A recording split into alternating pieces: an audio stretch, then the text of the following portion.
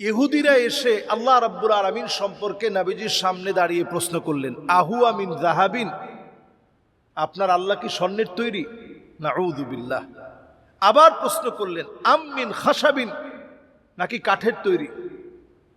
আমিন ফিদ্দাতিন, নাকি রূপার তৈরি? সিফলানা রাব্বাক, হে মুহাম্মদ তুমি তোমার রবের পরিচয় দাও, সে কি কাঠের তৈরি, না রূপার তৈরি, না স্বর্ণের তৈরি?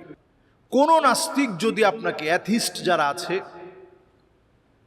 অথবা কোনো কাফের, অথবা কোনো বেঈমান, অথবা কোনো একেবারে দিন বিমুখ কোনো ব্যক্তি যদি আল্লাহ সম্পর্কে কোনো বাজে কথা বলে, আপনি আপনার ইমানের মজবুতির জন্য সূরা ইখলাসটা তেলাওয়াত করেন এবং তাকে আপনি অতিরিক্ত উত্তর দিতে যাবেন না। অতিরিক্ত উত্তর দিতে গেলে এটা বাহরুন আমিক, এটা বিরাট সমুদ্র।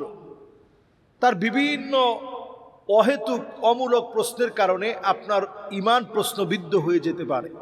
এজন্য আপনি তাকে উত্তর দিবেন সূরা ইখলাস দিয়ে। সূরা ইখলাস হচ্ছে আল্লাহর পরিচয়ের সবচেয়ে বড় প্রমাণ। সেই যুগে ইহুদিরা এসে আল্লাহ রাব্বুল আলামিন সম্পর্কে নবীজির সামনে দাঁড়িয়ে প্রশ্ন করলেন, আহু আমিন যাহাবিন, আপনার আল্লাহ কি স্বর্ণের তৈরি? নাউযু বিল্লাহ। আবার প্রশ্ন করলেন, আমিন খাশাবিন, নাকি কাঠের তৈরি?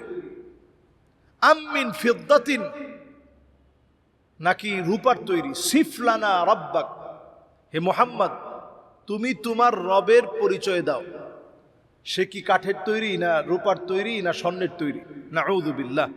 আল্লাহ রাব্বুল আলামিন ওই মুহূর্তে তৎক্ষণাৎ নিজের পরিচয় শনাক্ত করে আল্লাহ তাআলা একটা সূরা নাজিল করলেন, কুল হুয়াল্লাহু আহাদ, বলুন তিনি আল্লাহ একক।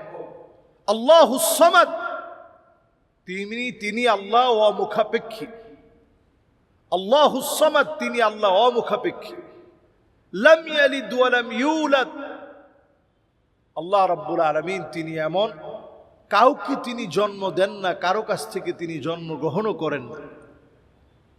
ওয়ালাম ইয়াকুল লাহু কুফুয়ান আহাদ, তার সমকক্ষ কেউ নাই।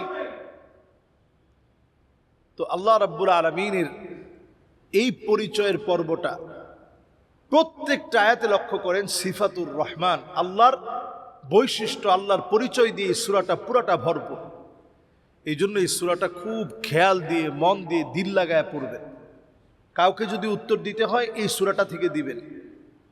আপনি দেখবেন কম্পারেটিভ রিলিজিয়ানের উপরে ডক্টর জাকির নায়েকের যে খেদমত আছে, তিনি কিন্তু এই সূরা ইখলাস দিয়ে অনেককে একেবারে কাবু করে ফেলে।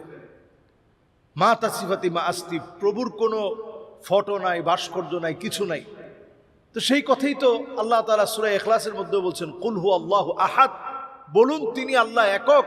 আল্লাহুস সামাদ, তিনি অমুখাপেক্ষী, কারো কাছ থেকে কিচ্ছু চান না, সবাইকে তিনি দেন।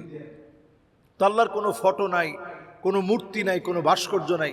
সূরা ইখলাস দিয়ে বোঝানোর চেষ্টা করেন। নাস্তিকদেরকে এই সূরা ইখলাসটা দিয়ে বোঝানোর চেষ্টা করেন।